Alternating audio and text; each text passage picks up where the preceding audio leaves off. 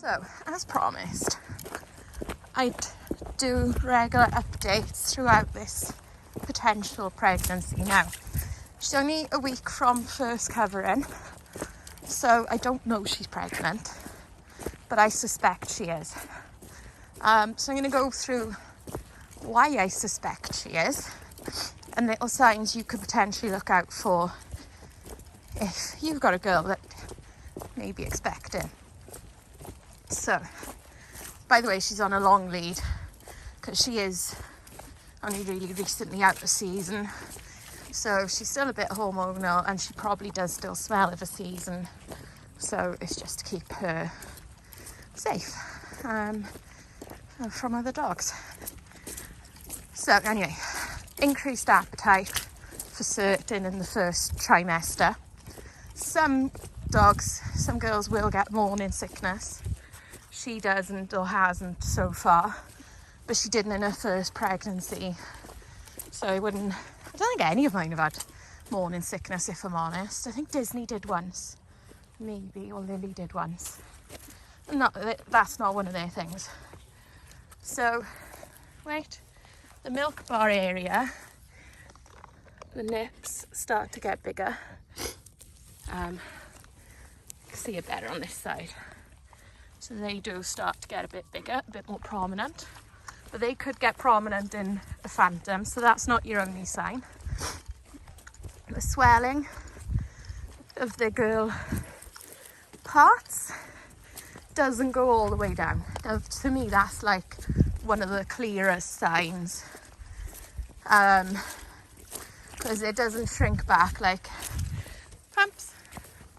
Pumps is nice and tight. Jude's is quite big and quite prominent. Pumpkin's isn't. Even Aria's is all but disappeared from sight, even though she's really fat. So that's like a good little sign. And then wait, the other sign I look for, wait Jude, stop, is if you look from above, have the ribs popped. You can see they're sticking out a little bit, even on a curve, they're sticking out. Now that's a good sign as well. She hasn't eaten today either, so I think she looks like she has eaten, if that makes sense. So if she wasn't pregnant and she had just eaten, that's kind of how I'd expect her tummy to look, but she hasn't eaten yet, so that's a good sign too.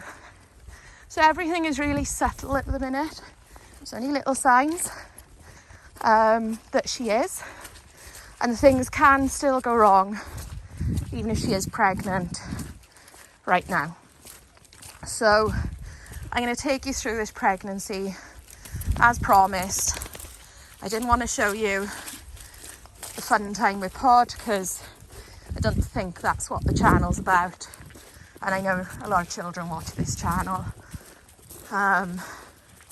So I guess I could have put it in 18s, over 18s only, but anyway, I didn't. But I will take you through this, start to finish, regardless of the outcome, because either way, it is educational for everyone.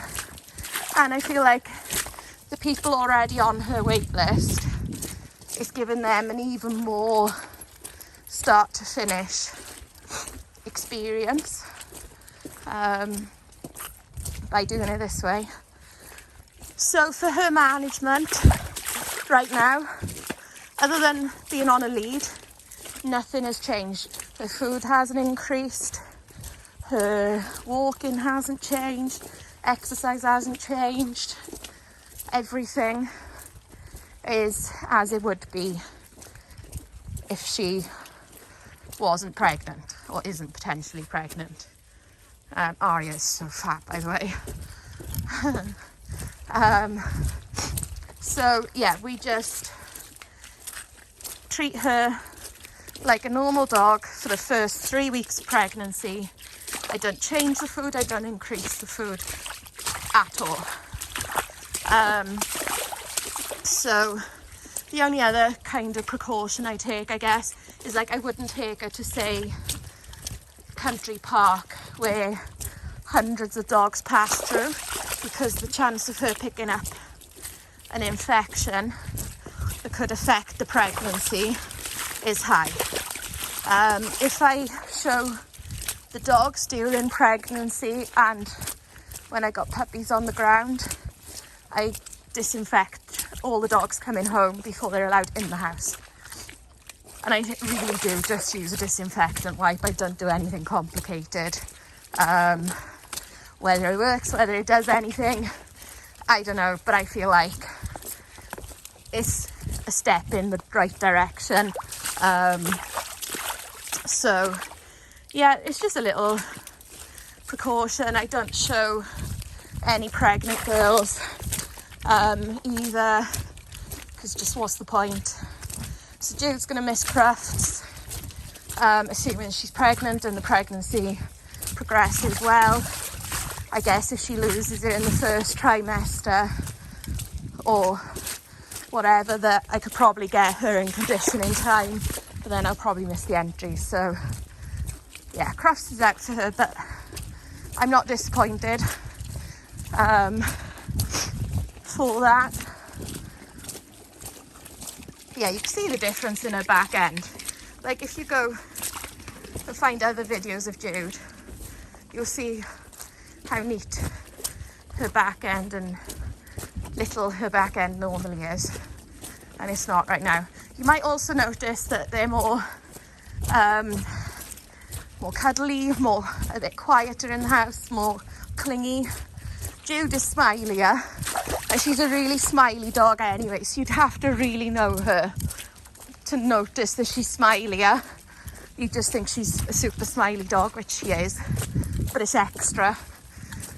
So yeah, everything's like really little subtle signs right now, but it is looking hopeful, so I'm quite pleased right now. If I'm honest, I think I would have quite liked Lani, not Pod, but it didn't work out that way. Lani wasn't interested, and in hindsight, like, I'm not disappointed, because Lani is still very young, so giving him more time before he learns what girls are about will be good for him.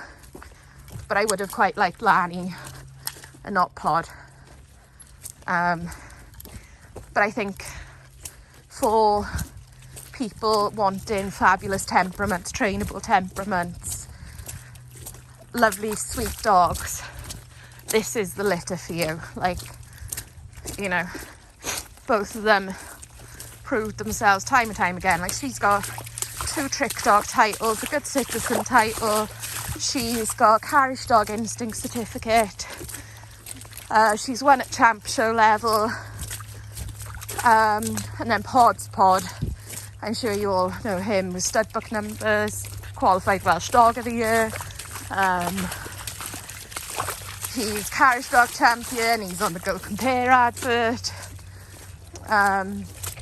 He's just Podrick, he loves to swim. She'll swim as well, actually. So I think, you know, anybody wanting to do a bit more training wise, etc., it'll be a good litter.